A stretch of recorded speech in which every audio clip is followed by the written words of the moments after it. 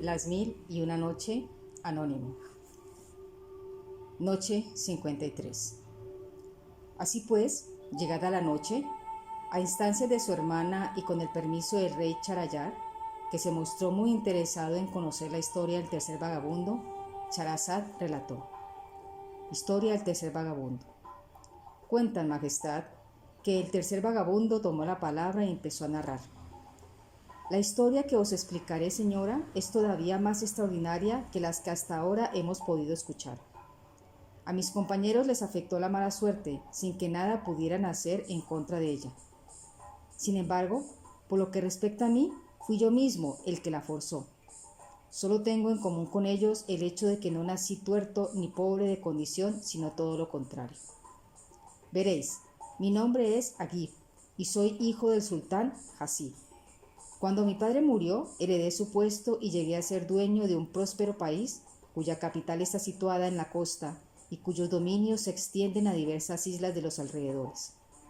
Entre mis posesiones se contaba con una poderosa flota, 50 navíos mercantes, 50 embarcaciones de recreo y 150 buques de guerra. El mar me ha apasionado siempre, y en aquel entonces de vez en cuando me embarcaba y realizaba un periplo por las islas de mi territorio, para solazarme y por el placer de navegar. En una ocasión decidí hacerme a la mar y alejarme de mis aguas territoriales, para lo que mandé aparejar 10 barcos y dispuse todo lo necesario para permanecer unos 2 meses de viaje. En el día señalado zarpamos y durante 40 días navegamos sin novedad, disfrutando de los alicientes de la vida a bordo. Al amanecer del día 41 de la ruta, sin embargo, los vientos cambiaron súbitamente. El mar se embraveció y nos vimos sorprendidos por una violenta tempestad.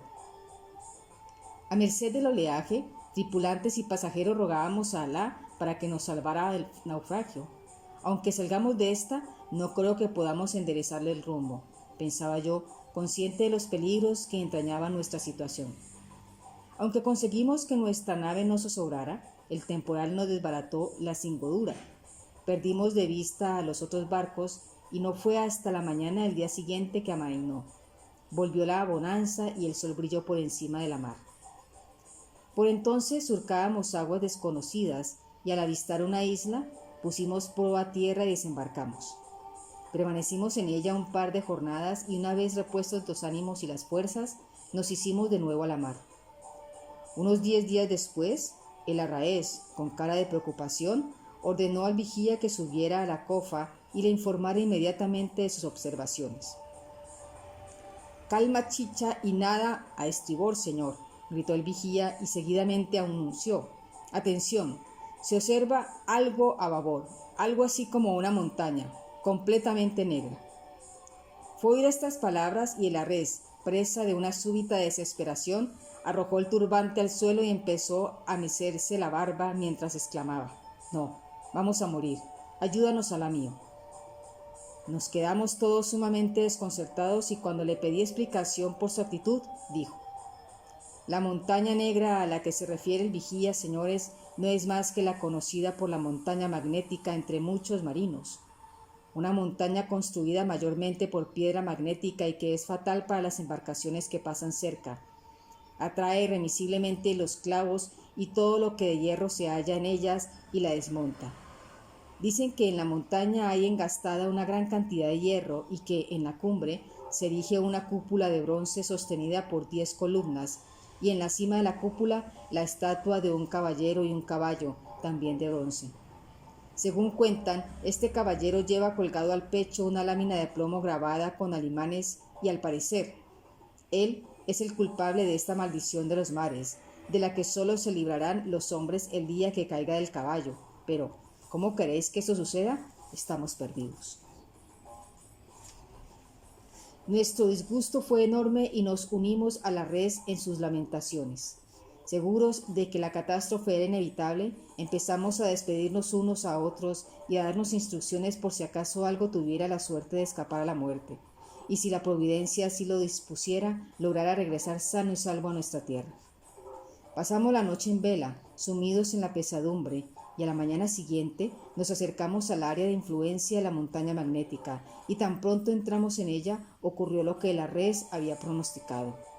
La irresistible fuerza magnética de la mole de hierro y piedra atrajo los clavos de la nave, y en pocos instantes quedó reducida a un montón de velas, palos, tablas y maderos flotantes sobre las aguas.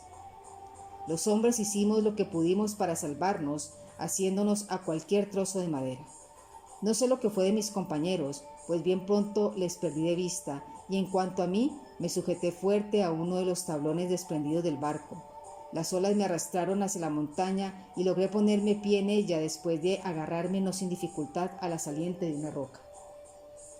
Dios quiso de este modo que no pereciera, y cuando hube recuperado el resuello, me fijé en que había una especie de escalones tallados en la roca que ascendían por la ladera de la montaña.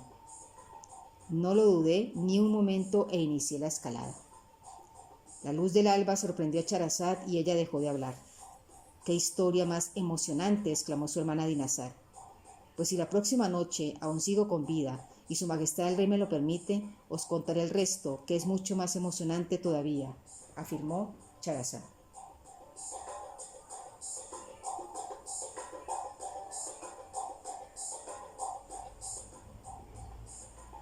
Noche 54.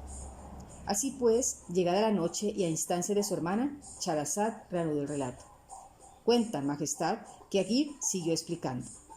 Poco a poco fui subiendo y con la ayuda de Alá Poderoso, cuyo nombre no dejé de mencionar a lo largo de toda la ardua escalada, alcancé la cumbre. Allí estaba la cúpula, efectivamente tal como lo había descrito la res, y el caballo de bronce encima. La cúpula era imponente, desde luego, pero no me quedé mucho tiempo contemplándola. Estaba exhausto, y después de orar y dar gracias al Señor por haberme salvado, no tardé en quedarme profundamente dormido bajo el amparo de la broncínea construcción. Y fue en sueños que escuché una voz que me dijo: Agib, cuando despiertes, remueve esta tierra sobre la que ahora estás echado, cava bajo tus pies y hallarás un arco de bronce y 3 saetas de plomo con talismanes grabados en ellas. Coge el arco y las flechas, sal fuera y dispara al caballero. Solo si le alcanzas y le haces caer del caballo, librarás a la humanidad de la maldición de la montaña magnética. Si cae el caballero, tras él se desplomará el caballo. Entiérralo entonces en el lugar en que encontraste las flechas y el arco, y hecho esto, el mar cubrirá la montaña y la cúpula. Pero no pases cuidado.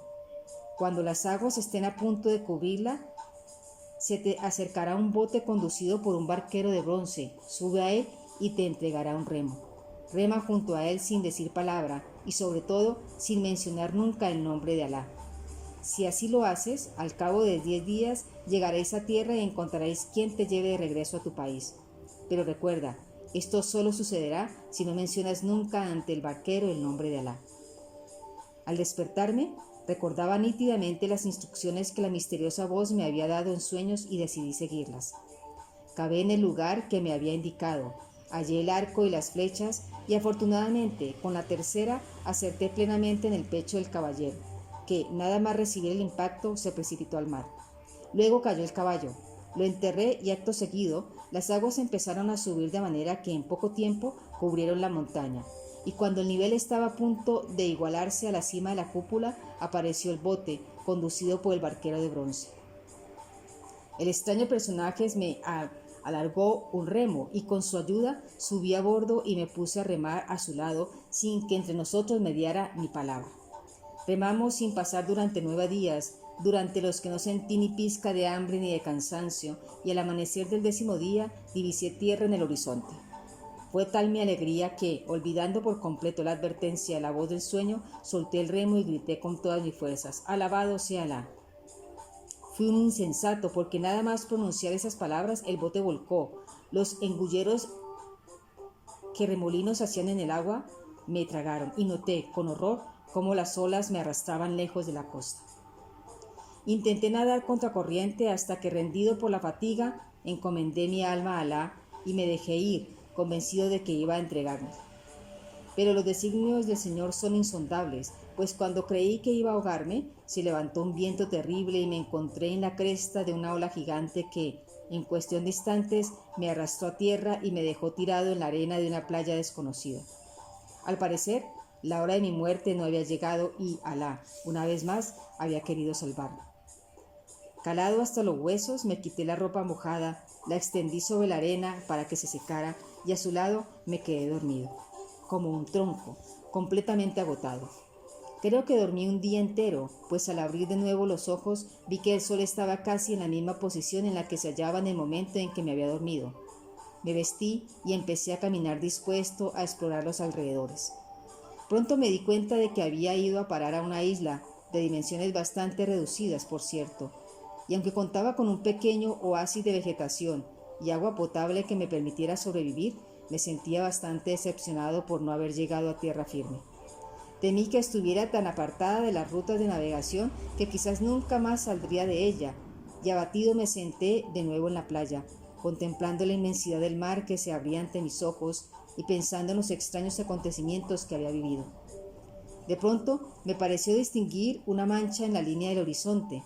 Me levanté, me acerqué a la orilla y, al poco, vi claramente la silueta de un velero que, sin lugar a dudas, se dirigía hacia la isla. Con la consiguiente expectación, observé cómo la nave se acercaba. Divisé un buen número de pasajeros en cubierta y entonces, sin que sepa deciros exactamente por qué, tuve miedo. Corrí a refugiarme en el oasis, trepé a un árbol, me acomodé en una rama y me tapé con las hojas, de manera que pudiese espiar los movimientos del barco y de la gente sin ser observado. Como era previsible, la embarcación fondeó cerca de la playa. Los marineros echaron anclas, colocaron el puente y por él bajaron unos 10 esclavos cargados con palas y espuertas.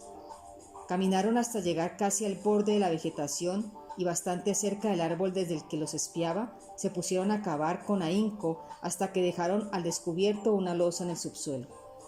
Hecho esto, volvieron a la nave y con la ayuda de los marineros iniciaron el desembarco de una cantidad ingente de objetos, mayormente utensilios para la casa, alfombras, muebles, un gran número de sacos y cerones repletos de toda clase de comida cruda y también algunas bandejas con pan, carne guisada y otros platos cocinados. Ante mi sorpresa, los esclavos acarrearon todo aquello hasta depositarlo junto al lugar en el que habían excavado, y cuando hubieron apilado los objetos, regresaron de nuevo a la embarcación y volvieron, pero esa vez seguidos de otras 2 personas. En primer lugar, un anciano, un hombre decrépito y visiblemente castigado por el paso del tiempo, que lo había convertido en poco más que piel y huesos, envuelto en una túnica azul y que el viento agitaba y hacía volar de un lado a otro de su consumido cuerpo. Me recordó los versos de aquel poema. Su poder y su fuerza son inapelables, el tiempo todo lo hace temblar. Yo caminaba sin notar cansancio y ahora noto cansancio sin caminar. Al lado del anciano, sin embargo, caminaba un muchacho hermosísimo, esbelto, de rostro agraciado y proporciones perfectas, equiparable en encanto y belleza a la rama florida o a la cría de gacela. Sin duda, era de los que a su paso causan estragos, rompen corazones y arrebatan juicios, igual que la beldad que inspiró el poema. Llamaron a la belleza para compararla con ella, y la belleza, avergonzada, bajó la cabeza. Le preguntaron, ¿conoces a alguien similar? Y contestó, no, nunca he visto a nadie igual. Llegado el séquito junto a la losa, los esclavos le apartaron y apareció un agujero por el que se introdujeron algunos de ellos, y entonces, formando una cadena, fueron metiendo en el subterráneo los sacos, las alfombras y todo lo que habían trajinado desde el barco. Actuaron con una rapidez y una diligencia que me dejaron atónito, y cuando no quedó ningún objeto sobre la tierra, los esclavos que todavía permanecían en la superficie descendieron, así como el anciano y el joven, que también desaparecieron por el agujero. Yo suponía que la historia no terminaría allí, pues el hecho de que hubieran dejado las palas y las espuertas fuera y de que el barco siguiera anclado en la costa me hacía pensar que habrían más acontecimientos. La espera fue larga, y más por lo incómodo de mi emplazamiento, pero al fin los esclavos surgieron debajo de tierra y el anciano tras ellos, aunque del joven ni rastro. Colocaron la losa en su sitio, le cubrieron la tierra y arena, y sin olvidar palas y espuerras, los esclavos y el anciano volvieron al barco que, después de arriar velas y levar anclas, se alejó de la costa con el viento a favor, rumbo a la sabe dónde. Bajé del árbol con las piernas entumecidas, pero con una idea bien clara de mis próximos movimientos. Sin pensármelo 2 veces, me puse a remover tierra con mucho esfuerzo y paciencia hasta que topé con la losa. La desplacé y bajo mi asombrada mirada aparecieron los peldaños de una escalera de piedra. Impulsado por la curiosidad, inicié el descenso y a medida que me iba internando, en lugar de intensificarse la penumbra, la claridad iba en aumento, hasta que, al llegar a los últimos peldaños, me quedé boquiabierto al observar la amplia e iluminada habitación a la que había accedido, toda ella tapizada con preciosas alfombras de seda. Reclinado sobre un cojín redondo, encima de un diván, reposaba el hermoso muchacho y ante él había una mesa cubierta de flores y en el centro de la misma un cesto repleto de frutas.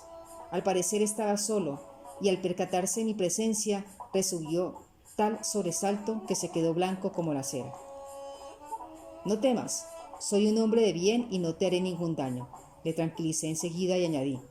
Seguramente el destino me ha conducido hasta aquí para que estuviera acompañado. Si quieres, luego te contaré cómo ha sido, pero antes, por favor, dime quién eres y qué haces en esta caverna, que, a decir verdad, nada tiene de envidiar a una estancia palaciega. La luz del alba sorprendió a Charazad y ella dejó de hablar. «¡Qué historia más extraordinaria e increíble!», exclamó su hermana Dinazar. «Pues si la próxima noche aún sigo con vida y su majestad el rey me lo permite, os contaré el resto que es mucho más sorprendente todavía», replicó Charazad.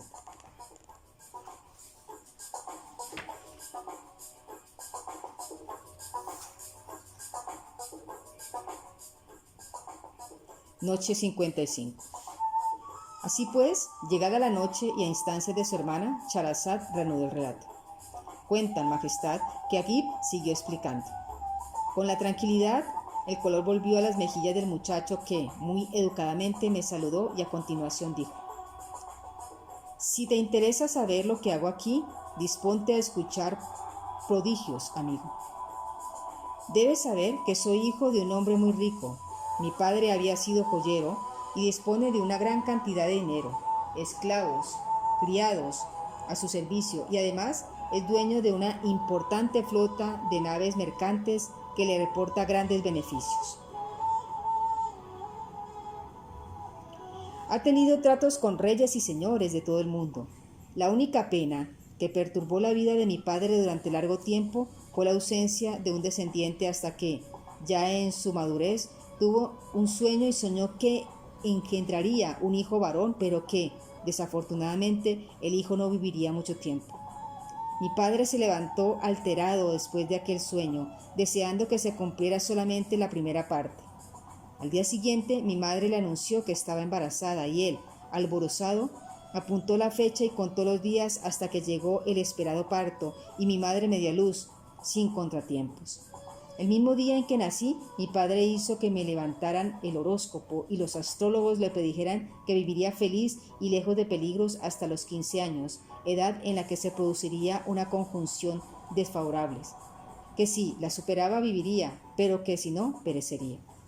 Según me contó mi madre, los astrólogos pronosticaron: 50 días después de que el caballero de bronce caiga de su caballo y desaparezca la montaña magnética, vuestro hijo morirá a manos del hombre que disparó la saeta que acertó al caballero de bronce, un hombre llamado Agib, hijo del sultán Hasib.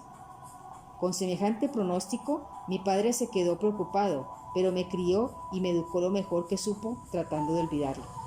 No hace mucho que cumplí 15 años, y para nuestra desgracia, hace 10 días que unos comerciantes nos informaron de que la montaña magnética había desaparecido del mar. Mi pobre padre casi se volvió loco de desesperación. Decidió salvarme como fuese. Ordenó que construyesen este refugio bajo tierra, en una isla alejada de las rutas de los mercantes, para que nadie pudiera encontrarme durante los 40 días en que, según los cálculos de los astrólogos, se mantenga la conjunción desfavorable.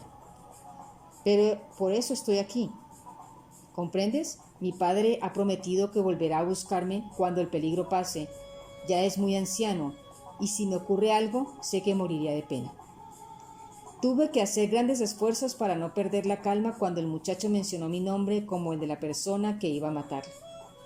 Evidentemente, el tal Agib no era otro que yo mismo, el hijo del sultán Hasib, y había sido, con mi saeta, quien ocasionaba la caída del caballero de bronce y la desaparición de la montaña magnética. Pero por supuesto no tenía ni la más remota intención de matarle. ¿Cómo podía yo, sin motivo alguno, cegar la vida de aquel joven hermoso? Válgame Alá. De todas maneras, él debió de notar mi desazón, porque cuando acabó la historia me miró fijamente a los ojos y dijo: lo raro es que, de buenas a primeras, tú hayas aparecido en este lugar que mi padre creía inaccesible. ¿No serás Aguirre? Claro que no, mentí para no asustarle. No soy más que un pobre náufrago. Si me permites, te haré compañía durante estos 40 días de espera y cuando vuelva tu padre me iré con vosotros. Más adelante, si Alá lo quiere, ya encontraré el modo de volver a mi país. Estaré encantado si te quedas conmigo, aseguró. Y en cuanto a lo demás, te aseguro que mi padre hará todo lo posible para que pueda regresar felizmente a tu patria. Después de todo, me alegré de que las cosas hubieran sucedido de aquella manera, puesto que si yo era el que supuestamente tenía que matarle, a buen seguro que se rompería el maleficio. Así que, sin dar más vueltas al asunto, le manifesté que en el tiempo en que estuviéramos juntos estaba a su disposición para servirle, y sentándonos junto a él, iniciamos una animada charla que no distrajo nuestras tribulaciones. El tiempo pasaba de forma agradable y más deprisa de lo esperado, en compañía de aquel joven. Disponíamos de un almacén de comida inagotable, por lo que no teníamos que preocuparnos, y las horas volaban entre comida y comida con conversaciones y juegos. Por la mañana yo era el que me despertaba primero y me encargaba de calentar el agua para las abluciones, detalle que apreció mucho el hijo del comerciante. Y como soy bastante mañoso, construí un tablero de ajedrez y las fichas utilizando un trozo de madera, cosa que nos ayudó enormemente a matar el tiempo. Lo cierto es que el muchacho estaba encantado conmigo y muchas veces me decía que su padre me recompensaría por todo lo que hacía por él. Y yo pensaba: Alá quiera que me llegue antes a mí la hora de entregarle el alma. A este inteligente y apuesto joven merece vivir largamente. Hicimos tan buena amistad que llegué a considerar que los astrólogos que habían pronosticado tal barbaridad 15 años atrás debían de ser un atojo de incompetentes.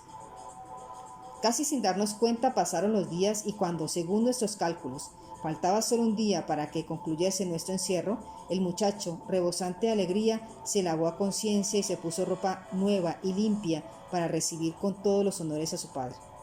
Mi padre te recompensará por el gran favor que me has hecho, repitió una vez más. Esto es lo de menos, le dije sinceramente. Ha sido un placer. ¿Quieres que prepare algo de comer? Después del baño siempre viene bien. Bueno, en realidad, lo que más me apetece sería un poco de zumo de melón con azúcar, manifestó. Y yo me ofrecí de inmediato para preparárselo. Escogí un melón de la cesta de frutas y le pregunté: ¿sabes dónde está el cuchillo grande?